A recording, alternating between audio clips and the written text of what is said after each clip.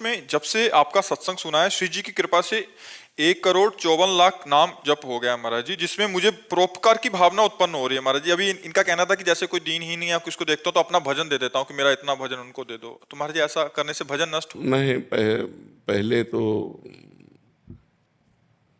अपने लक्ष्य तक पहुंचो पहले, नहीं तो बीच में लुट जाओगे।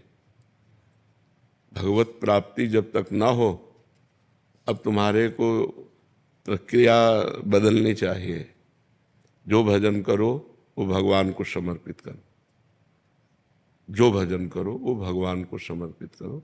जिसको दीन दुखी देखो तो तन से धन से सुख पहुंचाने की चेष्टा करो और मन से भावना करो, भगवान आप तो परम उदार हो, आप इसे ठीक कर दो। भजन भगवान को दो, प्रार्थना भगवान से करो। शरीर से और धन से अगर सेवा बनती है तो वो सेवा कर दो, भजन भगवान को दो भगवत प्राप्ति के लिए। जब तक भगवत प्राप्ति ना हो जाए तब तक भजन खर्चा करने का बिल्कुल अधिकार नहीं रखना चाहिए। महाराज जी उस समय मन बहुत द्रवित हो जाता है, तो तन से सेवा कर दो और मन से प्रार्थना कर दो।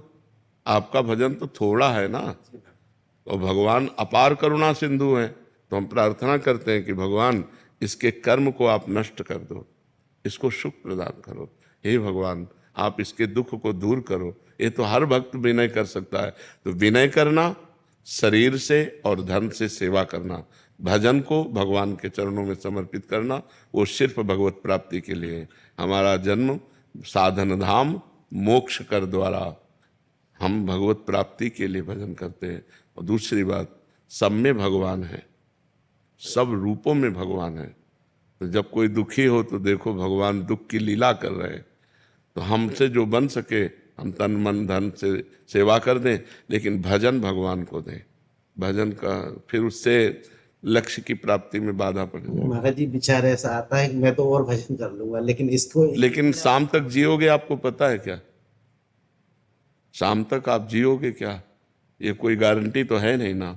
तो पहले हम अपना कार्य करते हैं मनुष्य जीवन का, पहले अपना कल्याण करें, अपने को भगवत प्राप्ति करें। तो जब आप भगवत प्राप्त हो जाओगे तो वासुदेवा सर्वम, कोई जीव बचा ही नहीं, सब भगवान ही है।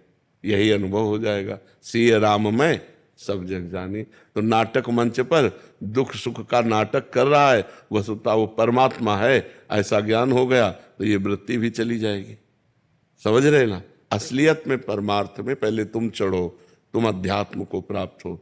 तो जब तुम्हारा चश्मा बदलेगा तो सर्वम खलमिदम ब्रह्म, सब ब्रह्म विराजमान है। तो दुख सुख का कोई खेले नहीं है। माया में दुख सुख है।